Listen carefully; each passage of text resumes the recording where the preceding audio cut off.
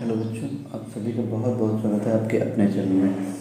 हम लोग केमिस्ट्री पढ़ रहे थे क्लास 10th की। उसमें हम लोग देख रहे थे चैप्टर 2, उस जिसके हमने 2 पार्ट देख लिए थे। एक पार्ट में हम लोगों ने एसिड के बारे में अच्छे से देख लिया था, सेकंड पार्ट में हम लोगों ने बेस के बारे में अच्छे से पढ़ लिया था। तो चलिए अब उसके आगे से स्टार्ट करते हैं। आज हम लोग सॉल्ट के बारे में देखेंगे, इंडिकेटर्स के बारे में देखेंगे। ठीक है, तो देखिए सॉल्ट क्या होते हैं। सॉल्ट वो होते हैं जो अम्ल तथा क्षार की आपस में क्रिया करने से बनते हैं। ठीक है, सॉल्ट कहलाते हैं। क्या होते हैं सॉल्ट? हिंदी में बोलते हैं इसे लवण।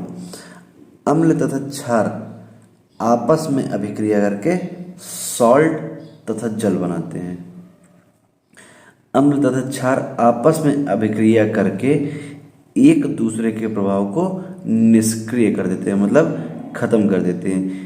इसलिए इस अभिक्रिया को उदासीनीकरण भी कहते हैं।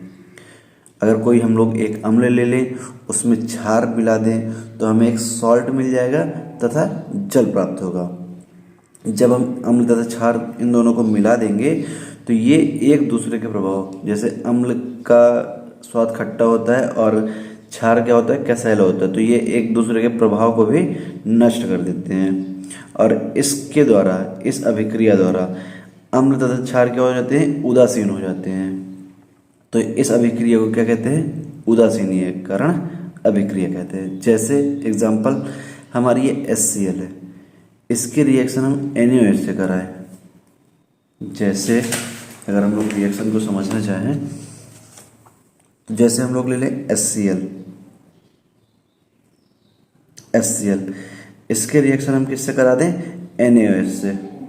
दोनों एक्वस होंगे तो ये हमारा टूट जाएगा H+ ion Cl minus ion में, HCl टूट जाएगा, और NaOH टूट जाएगा हमारा Na+ आयन और OH माइनस आयन में। ठीक है, तो आप लोगों को पता होगा कि ये एक दूसरे के अपोजिट चार्ज की ओर अट्रैक्टिव होते हैं। तो ये हमारा H+ इससे मिल जाएगा, ये बन जाएगा हमारा H2O बन जाएगा। क्या बन जाएगा हमारा H2O, और क्या बन जाएगा, ये Na है, ये Cl, ये बन जाएगा हमारा NaCl, जिसे हम लोग बोलते हैं नमक, सोडियम क्लोराइड। ठीक है, ये देखिए यहाँ पे हमारा HCl, इसकी रिएक्शन हम किससे कराते हैं, NaOH से, तो हमारा NaCl बन रहा है और H2O बन रहा है। ठीक है, HCl को बोलते हैं हम लोग हाइड्रोक्लोरिक अम्ल, NaOH को बोलते हैं सोडियम हाइड्रोक्साइड। ये हमारा एसिड है जो H+ आयन दे सके, ये हमारा बेस है जो OH माइनस आयन दे सके, ये हमारा हो गया सॉल्ट। जब Na+ आयन और Cl माइनस आयन मिला तो ये क्या होते हैं, एक दूसरे को उदासीन कर देते हैं। ठीक है, चार्ज इनके खत्म हो जाते हैं, इसी को बोलते हैं उदासीनीकरण। ये हो गया हमारा सोडियम क्लोराइड, इसी को बोलते हैं हम लोग सॉल्ट या नमक, और हमें जल प्राप्त होता है।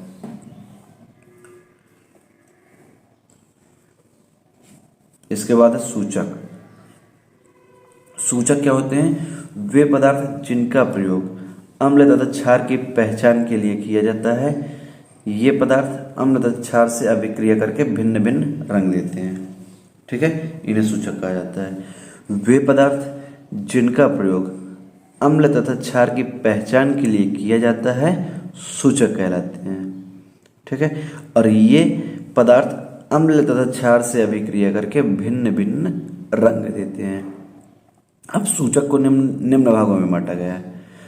सूचक मेन रूप से हमारे 4 प्रकार के होते हैं। पहला है प्राकृतिक सूचक, दूसरा संश्लेषित सूचक, इसे इंग्लिश में बोलते हैं सिंथेटिक इंडिकेटर, गंध सूचक, ऑल्फैक्टरी इंडिकेटर्स, चौथा है हमारा सर्वव्यापी सूचक, इसे बोलते हैं यूनिवर्सल इंडिकेटर। फर्स्ट है प्राकृतिक सूचक, नेचुरल इंडिकेटर, सेकंड है संश्लेषित सूचक, सिंथेटिक इंडिकेटर, थर्ड है गंधयुक्त सूचक, ऑल्फैक्टरी इंडिकेटर, फोर्थ है सर्वव्यापी सूचक, यूनिवर्सल इंडिकेटर। ठीक है, तो इसके आगे देख लेते हैं हम लोग, इनके बारे में डिटेल में पढ़ लेते हैं हमारे सूचक के बारे में। देखिए प्राकृतिक सूचक। प्राकृतिक सूचक हमारे क्या होते हैं, ऐसे सूचक जो प्रकृति में पाए जाने वाले पेड़ पौधों में पाए जाते हैं। ठीक है, ऐसे सूचक जो प्रकृति में पाए जाने वाले पेड़ पौधों से पाए जाते हैं, जैसे हल्दी है, लिटमस पेपर है, लाल पत्ता गोभी है आदि। जैसे हल्दी क्या करता है, हल्दी में अगर हम लोग क्या करते हैं, अम्ल डाल देते हैं तो इसका कलर वैसे ही पीला रहेगा, लेकिन जैसे इसमें क्षार डाल देते हैं तो इसका कलर क्या हो जाता है, लाल भूरा कलर हो जाता है। ऐसे ही लिटमस पेपर है, लिटमस पेपर 2 कलर का आता है। अगर नीले लिटमस पेपर में अम्ल डाल देंगे तो लाल हो जाएगा, और लाल लिटमस पेपर में हम लोग क्या करते हैं, क्षार डाल देते हैं तो वो हमारा कैसा हो जाता है, नीला हो जाता है। ठीक है, तो ये इसके 2 एग्जाम्पल हो गए। इसके बाद देखते हैं संश्लेषित सूचक, इसे बोलते हैं सिंथेटिक इंडिकेटर। सिंथेटिक इंडिकेटर वे होते हैं जिन्हें प्रयोगशाला में बनाया जाता है, मतलब कि लैब में बनाया जाता है, उन्हें बोलते हैं संश्लेषित सूचक। क्या होते हैं, ऐसे सूचक जिन्हें प्रयोगशाला या लैब में बनाया जाता है संश्लेषित सूचक कहलाते हैं। जैसे फिनोप्थिलीन हो गया, मेथिल ऑरेंज हो गया आदि। ठीक है, गंधयुक्त सूचक। गंधयुक्त सूचक क्या होते हैं, देखिए सूचक का काम क्या है, अम्ल तथा क्षार की पहचान करना। अब गंधयुक्त सूचक क्या होते हैं, ऐसे सूचक जिनका उपयोग गंध द्वारा अम्ल तथा क्षार को पहचानने में किया जाता है। ऐसे सूचक जिनका उपयोग गंध द्वारा अम्ल तथा क्षार का पहचान करने में किया जाता है गंधयुक्त सूचक कहलाते हैं। जैसे क्या है, प्याज हो गई, लौंग का तेल हो गया, वेनिला हो गया आदि। देखिए अगर हम लोग प्याज ले लेते हैं, प्याज से अम्ल तथा क्षार का पहचान करना तो हम कैसे करेंगे, एक कपड़ा लेंगे, कपड़े में प्याज का रस लगा लेंगे, प्याज के को पीस करके उसका रस एक कपड़े में लगा लेंगे। अब उसे अम्ल में डुबो देंगे।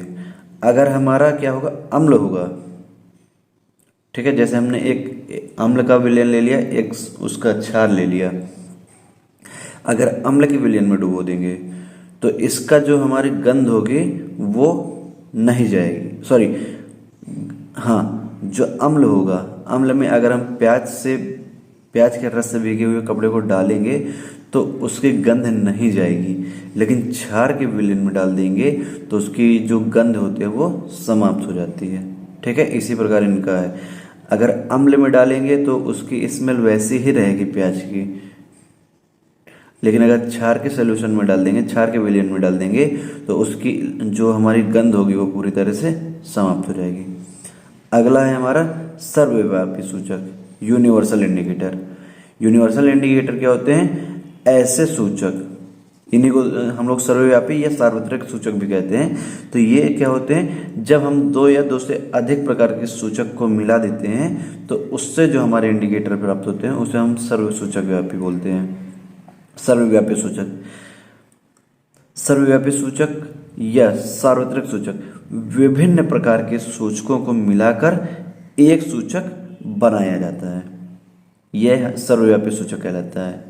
ठीक है, ये सूचक अलग अलग पीएच पर अलग अलग कलर देते हैं। जैसे आप लोगों ने पीएच स्केल देखी होगी, जिससे हम लोग पीएच जांचते हैं कि कौन सा हमारे कितना एसिडिक है, कौन सा कितना क्षारीय है। एसिडिक के लिए क्या होता है, 7 से कम होता है, क्षार के लिए 7 से 14 के बीच में होता है।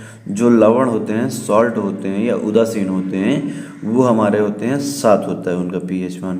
ठीक है, तो अगर हम लोग सर्वव्यापी सूचक लेते हैं, इसके अंतर्गत हमारा पीएच कहलाता है। अगर हम इसमें कोई अम्ल या क्षार डालते हैं तो ये अलग अलग अम्ल तथा क्षार के हिसाब से अलग अलग कलर देता है। चलिए आगे बढ़ते हैं। सॉल्ट, साधारण नमक, अभी हम लोगों ने बनाया था ना सोडियम सॉल्ट, सोडियम क्लोराइड। देखिए इसे हम क्या बोलते हैं, साधारण नमक या सोडियम क्लोराइड, इसी को हम लोग नमक बोलते हैं, खाने वाला नमक वही होता है। अगर हमें प्रयोगशाला में बनाना है तो हम किस प्रकार बनाएंगे सोडियम क्लोराइड को। प्रयोगशाला में सोडियम हाइड्रोक्साइड NaOH तथा हाइड्रोक्लोरिक अम्ल की क्रिया द्वारा NaCl बनाया जाता है। अगर हम लोग लैब में क्या करें, सोडियम हाइड्रोक्साइड के जलीय विलयन तथा हाइड्रोक्लोरिक अम्ल HCl के भी जलीय विलयन की क्रिया करा देते हैं तो NaCl प्राप्त होता है। ठीक है, जैसे हम लोगों ने ले लिया NaOH, sodium hydroxide, aqueous, aqueous का मतलब जलीय, HCl ले लिया, हाइड्रोक्लोरिक अम्ल, इन दोनों की रिएक्शन करा दिए हम लोग तो क्या मिलता है हमें, NaCl और H2O। यही रिएक्शन अभी बताइए सॉल्ट में। अब देखो इस जलीय विलयन NaCl, जब हम लोग ये जलीय ले रहे हैं, ये जलीय ले रहे हैं, तो ये भी हमें अभी सीधी सी बात है कि जलीय रूप में ही प्राप्त होगा। तो इस विलयन को अगर हम क्या करते हैं, वाष्पित करते हैं, तो NaCl के क्रिस्टल प्राप्त हो जाते हैं। आई बात समझ में? अगर हम लोग सोडियम हाइड्रोक्साइड के जलीय विलयन को लेते हैं, इसमें हाइड्रोक्लोरिक अम्ल HCl के जलीय विलयन को मिला देते हैं, तो हमें सोडियम क्लोराइड का जलीय विलयन तथा वाटर मिलता है। अब ये दोनों हमारा एक ही बर्तन में रहेगा जिसमें हम लोग बनाएंगे। ठीक है, अगर फिर हम इसे क्या करते हैं, वाष्पित करते हैं, तो इसमें जितना वाटर होगा वो हमारा वेपराइज हो जाएगा और हमें क्या, NaCl के क्रिस्टल प्राप्त हो जाते हैं। इस तरह हम लोग क्या करते हैं, प्रयोगशाला में नमक बना सकते हैं। इसके बाद इसके गुण देख लेते हैं, NaCl के गुण तथा उपयोग। ये हमारे सफ़ेद रंग का क्रिस्टलीय ठोस होता है। जो हमारा सोडियम क्लोराइड होता है वो सफ़ेद रंग का क्रिस्टलीय ठोस होता है। इसका गलनांक 1073 केल्विन होता है।